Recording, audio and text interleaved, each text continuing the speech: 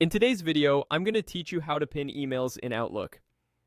Pinning is a simple way to keep your most important messages at the top of your inbox so they're always easy to find. First, open your browser and go to outlook.live.com. Sign into your Microsoft account if you're prompted.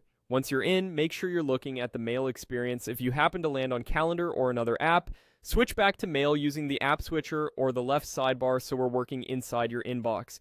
Next, open your inbox from the folder list on the left. This is where you'll see your incoming email. If you use Focused and Other, pinning works the same in both views. The pinned message will sit right at the top of whichever tab it belongs to, making it easy to spot. Now, find the email you want to keep handy. Click it once to select it so it shows in the reading pane. Then look for the pin option. You can click the small push pin icon that appears on the message row when you hover your mouse over it, or use the pin button on the toolbar above the message list.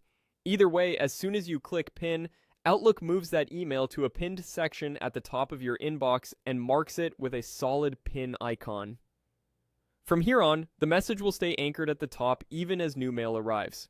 It doesn't change the read or unread status, and it doesn't alter the message content. Pinning simply gives it priority placement. This is great for keeping a confirmation number, meeting details, or any time-sensitive information within immediate reach. To keep your inbox tidy, try pinning just a few items that you need this week and unpin them when you're done. To unpin, select the same message and click the pin icon bolt again. It will drop back into its normal place by date. If you don't see the pin, widen your browser window or check the overflow menu on the toolbar. The option is still there. A couple of quick tips to make this smoother. If your inbox is sorted by something unusual, like by size or by from, switch back to sorting by date so the pinned section is easy to recognize at the top. Also, remember that pinning is different from flagging or marking as important.